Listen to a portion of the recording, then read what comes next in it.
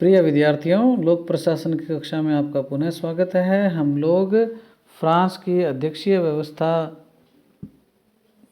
या हम यूं कहें फ्रांस की जो एक अद्भुत अध्यक्षीय या संसदीय व्यवस्था का जो मिश्रण था उसके बारे में पढ़ चुके हैं। और आज हम क्या है फ्रांस की जो प्रशासनिक व्यवस्था है उसकी मुख्य विशेषताओं के बारे में पढ़ते हैं। जैसा कि हम पूर्व में पढ़ चुके हैं कि सन 1789 की महान क्रांति के बाद में फ्रांस में लोकतांत्रिक मूल्यों, समानता, भाईचारे, मानवाधिकार के प्रसार के लिए कल्याणकारी शासन व्यवस्थाओं की मांग जो है वो निरंतर उठाई जाती थी।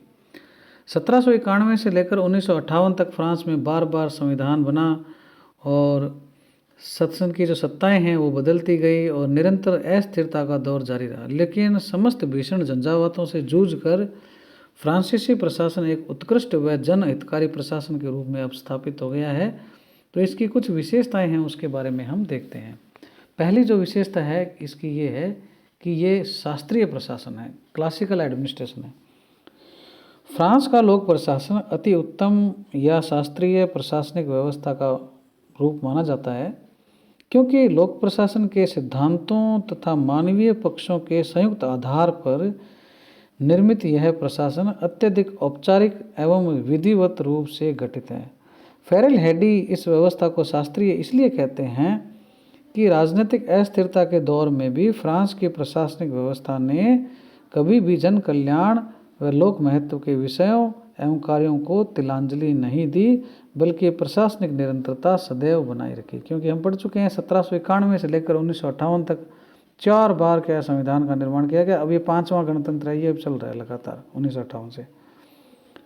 जर्मनी तथा फ्रांस के प्रशासन की यह विशेषता अस्थिर राजनीति वाले देशों के लिए उदाहरण है। लोक सेवाओं का सुदृढ़ ढांचा और राष्ट्र के प्रति भक्ति सहित लोक सेवकों के विकास के समस्त आवश्यक प्रावधान इस जो प्रशासनिक व्यवस्था है फ्रांस की उसकी खास बातें हैं। प्रत्येक व्यक्ति के जन्म से पहले से लेकर मृत्यु के बाद तक लोक प्रशासन अपनी जिम्मेदारी जो है कदम कदम पर निर्वाहित करता है। यद्यपि वाल्टेयर और क्वेस ने जैसे फ्रांसीसी दार्शनिक हस्तक्षेपवादी राज्य के समर्थक रहे हैं, ये हम पढ़ चुके हैं सेकेंड ईयर में ही, तो भी फ्रांस में अधिकांशतः राज्य तथा लोक प्रशासन को जनहित व विकास का ही माध्यम माना जाता रहा है। फ्रांस में सरकारों का स्वरूप क्या है समय समय पर बदलता रहा है, लेकिन लोक प्रशासन यथावत जन कल्याण में क्या है संलग्न रहा है। इसी क्रम में अल्फ्रेड डायमंड कहते हैं कि गणराज्य समाप्त हो जाता है किंतु प्रशासन बना रहता है। हर्बर्ट लूथी भी मानते हैं कि फ्रांस में जब संसद कार्य नहीं करती है तो पूर्व के निर्णयों से प्रशासन क्या है चलता रहता है। सप्ताहों तक सरकार नहीं होती तो भी सैकड़ों जिले जिनको हम प्रीफेक्ट कहते हैं वो अपना प्रशासन क्या है चलाते रहते हैं। तो इस प्रकार से क्या है ये एक प्रकार का शास्त्रीय प्रशासन का उदाहरण है। दूसरी खास विशेषता है राज्य की सर्वोच्चता। फ्रांस में प्राचीन काल से ही रोमन सभ्यता, संस्कृति तथा कानूनों का प्रभाव रहा है। अतः राज्य को महत्वपूर्ण अवयव के रूप में देखने की प्रवृत्ति यहाँ सदैव देखी जाती है। राज्य के द्वारा बनाए गए जो कानून हैं, नियम हैं, प्रशासनिक व्यवस्था के लिए क्या है वो मार्गदर्शन का काम करते हैं। आज भी फ्रांस की शासन व्यवस्था में लोक प्रशासनिक व्यवस्था कुशलतापूर्वक कार्य कर रही है, क्योंकि यह बड़े ही सहज ढंग से स्वयं को सर्वोच्च सत्ता अर्थात राजनीतिक कार्यपालिका व संविधान के अधीन ही स्वीकारती है। सरकार राज्य का एक आवश्यक अंग होती है तथा प्रशासन सरकार के कार्यों का संचालन का एक माध्यम है। स्थायित्व के बावजूद भी लोक प्रशासन के अधिकारियों ने कभी भी राजनीतिक अस्थिरता का दुरुपयोग नहीं किया, क्योंकि इनके लिए क्या है राज्य ही सर्वोच्च है। अगली जो खास बात है वो है केंद्रीकृत प्रशासन। फ्रांस का लोक प्रशासन प्राचीन काल से ही केंद्रीकरण की प्रवृत्ति से युक्त रहा है। संभवतः राजनीतिक अस्थिरता के दौर ने क्या है प्रशासनिक व्यवस्था और सत्ता के विकेंद्रीकरण की राह में व्यवहारिक कठिनाइयाँ उत्पन्न की थी, इसलिए इन्होंने क्या है केंद्रीकृत व्यवस्था को अपनाया। गणराज्य की स्थापना के बाद नेपोलियन बोनापार्ट के द्वारा पुनः राजतंत्र स्थापित करना और प्रशासन को केंद्रित कर पेरिस तक समेटना तत्कालीन परिस्थितियों का परिणाम था वो। लेकिन आज भी क्या है प्रशासनिक कार्यक्रम जो है वो केंद्रीकृत बना हुआ है। था तो तात्कालिक परिस्थितियों के अनुरूप, लेकिन आज भी चल रहा है।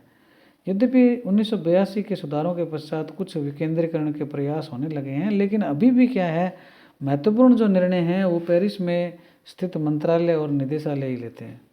केंद्रीकृत प्रशासन का मुख्य कारण यह भी है कि फ्रांस की कुल जनसंख्या का 20% हिस्सा अभी भी पेरिस में रहता है। इसलिए कहते हैं कि पेरिस को छींक आने का मतलब संपूर्ण प्रशासन को क्या है, संपूर्ण फ्रांस को क्या है, निमोनिया हो जाना है। इसी प्रकार की स्थिति फ्रांस की यूरोप महाद्वीप में है। कहा जाता है कि जब फ्रांस को सर्दी लगती है तो यूरोप को छींक आती है। वास्तव में फ्रांस में शक्तियों का बंटवारा नहीं बल्कि कार्यों का विकेंद्रीकरण किया हुआ है। शक्तियां तो सारी आज भी पेरिस में ही केंद्रित है। ये इसकी भी क्या गई केंद्रीकृत प्रशासन खास व्यवस्था है। इसके बाद में आता है एकात्मक शासन। ब्रिटेन की तरह फ्रांस में भी क्या है, शासन एक स्तरीय है, अर्थात संपूर्ण देश की एक ही विधायिका तथा सरकार होती है। फ्रांस या अमेरिका की तरह यहाँ राज्य सरकारों का अस्तित्व नहीं है। यद्यपि फ्रांस को प्रादेशिक क्षेत्रों में बांटा गया है, लेकिन ऐसा प्रशासनिक सुविधा के लिए है, न कि शासन की दोहरी इकाइयों के लिए। प्रादेशिक क्षेत्रों को क्या है, डिपार्टमेंट्स में विभक्त किया जाता है। वो जिलों के कुल है, जहाँ प्रीफेक्ट नामक अधिकारी, जैसे अपने यहाँ जिला कलेक्टर होते हैं, वहाँ पर क्या है, प्रीफेक्ट होते हैं।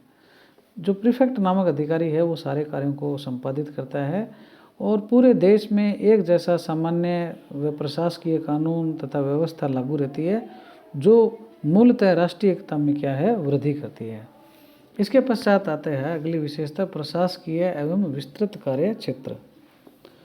वर्तमान विश्व की ज़्यादातर देशों में लोक कल्याणकारी राज्य प्रवर्तित है, ये हम जानते हैं।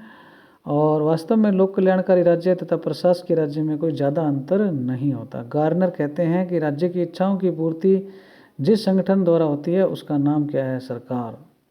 और सरकार के 3 अंग होते हैं, कार्यपालिका, विधायिका, न्यायपालिका, ये हम पढ़ चुके हैं।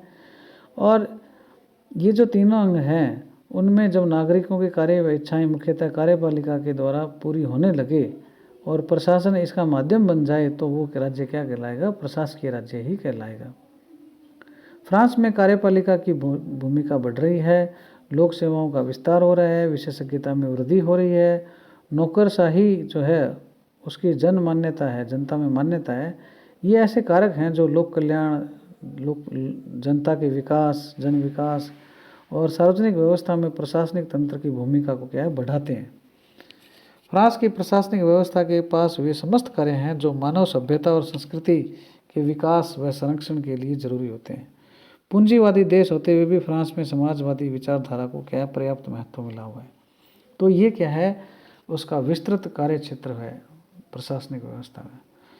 इसके पश्चात यहाँ स्वच्छ, स्थायी व कुशल प्रशासन है। फ्रांस की जो प्रशासनिक व्यवस्था है साफ सुथरी है, अनुशासित है, राष्ट्रीय हितों के प्रतिबद्ध है। अमेरिका के तरह वहाँ लूट प्रणाली का व्यापक प्रचलन फ्रांस में कभी नहीं रहा। भ्रष्टाचार, रिश्वत, लापरवाही, अकर्मण्यता के उदाहरण जो हैं फ्रांसीसी प्रशासन में बहुत कम देखने को मिलते हैं। प्रशासनिक अनियमितताओं के कारण उत्पन्न होने वाले विवाद या जन शिकायतों की सुनवाई के लिए प्रशासनिक न्यायालय इसलिए स्थापित किए गए हैं ताकि क्या है, सामान्य न्यायालयों की जो लंबी और जटिल लंबी प्रक्रियाएं जो हैं उनसे क्या उनको छुटकारा मिल सके। यहाँ वहाँ पे क्या है, प्रशासनिक न्यायालय है। जैसे अपने सामान्य न्यायालय, वहाँ पे क्या है, सामान्य न्यायालय तो हैं ही हैं, इसके अलावा प्रशासनिक न्यायालय हैं। प्रशासनिक अधिकारी चौकस रहकर भी कार्य करते हैं और 1978 से वहाँ क्या है, सूचना का अधिकार नागरिकों को प्राप्त है। हमारे यहाँ 2005 में आया SDEG, director general service external, यहाँ की एक गुप्तचर संस्था है SDEGE। तो इस प्रकार से ये कुछ फ्रांस की प्रशासनिक व्यवस्था की विशेषताएं हम लोगों ने देखी। शास्त्रीय प्रशासन है, राज्य की सर्वोच्चता है, केंद्रीकृत प्रशासन है, एकात्मक शासन है, प्रशासकीय विस्तृत कार्य क्षेत्र है, स्वच्छ, स्थायी व कुशल प्रशासन है। कुछ और भी विशेषताएं हैं जिनको हम क्या है अगली क्लास में देखेंगे।